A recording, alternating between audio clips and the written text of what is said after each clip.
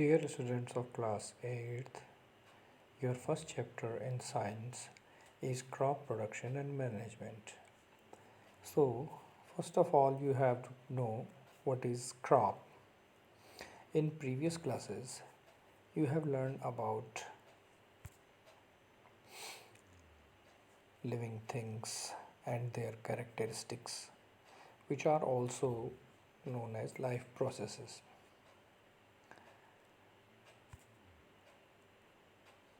For your better convenience to remember, I tell you a trick. Read and learn this. Mrs. Gren, MRSGREN. It means movement, respiration, sensitivity, growth, reproduction, excretion, and nutrition. In all these life processes, nutrition is a most important part of all living things.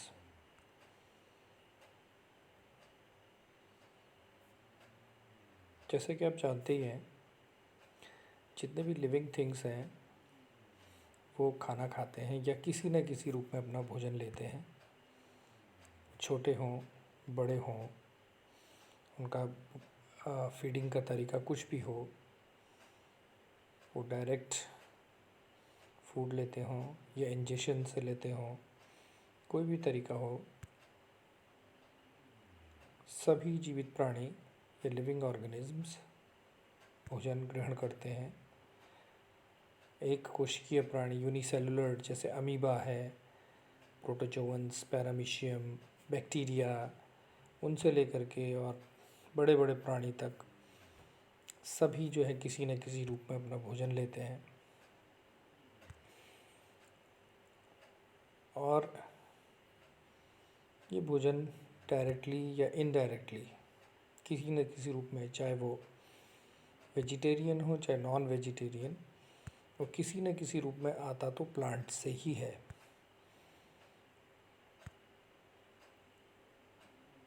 आप जानते ही हैं कि लगभग 10,000 BCE यानी 10,000 साल पहले, ईसा से 10,000 साल पहले तक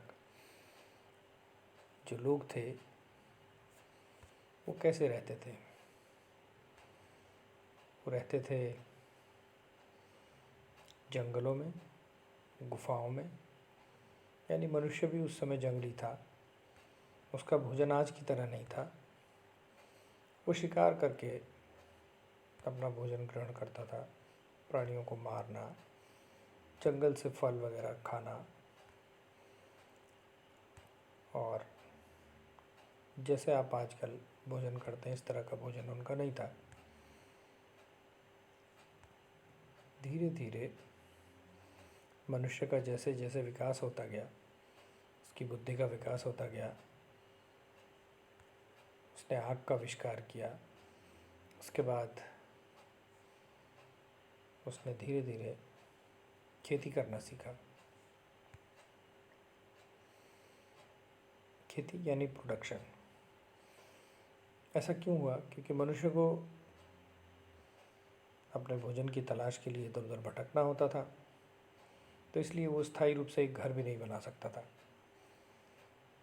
और उसे भोजन की तलाश में इधर उधर जाना होता था। इससे सबसे आसान तरीका उसने ये निकाला कि भोजन की तलाश में भटकने से अच्छा अपने आसपास ही बीजों को बोया जाए, उनसे पौधों से फल प्राप्त किए जाएं, और इसी तरह से उसने कृषि या फार्मिंग सीखी और धीरे धीरे कृषि यंत्रों का विकास होता गया। तरह तरह की फसलें मनुष्य उगाने लगा। और इस तरह के, ये देखिए, ये भित्ति चित्र हैं। भित्ति चित्र बोलते हैं कि जो जहाँ मनुष्य रहता था वहाँ की दीवारों पर उसने जो चित्र बनाए हैं, इन चित्रों से भी पता चलता है कि वो किस तरह से उसने खेती करना शुरू किया था।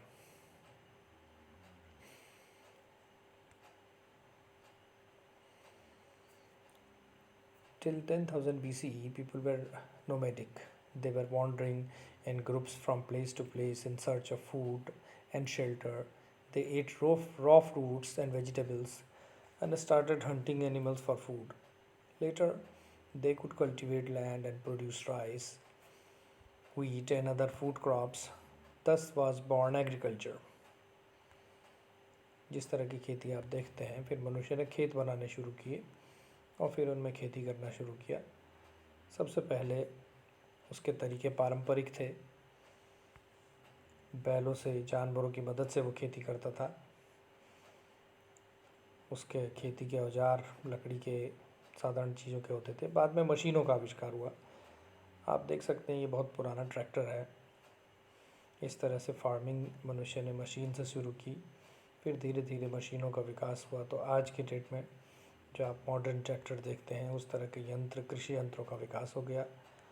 और आने वाला समय मशीनें और ज़्यादा उन्नत होती जाएंगी और ज़्यादा अच्छी मशीनें आती जाएंगी। और इन फ्यूचर आप देख सकते हैं कि जिस तरह से आदमी तरक्की करता जा रहा है, एक दिन खेती भी रोबोटिक मशीनें खुद से अपने आप ही करने लगेंगी।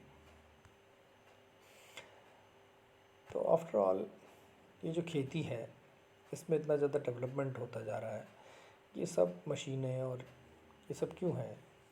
ये प्रोडक्शन बढ़ाने के लिए है। जितना ज़्यादा हमारा प्रोडक्शन होगा, उतना ज़्यादा हमारे पास अनाज या हमारे पास फसलें या फूड हमारे पास होगा।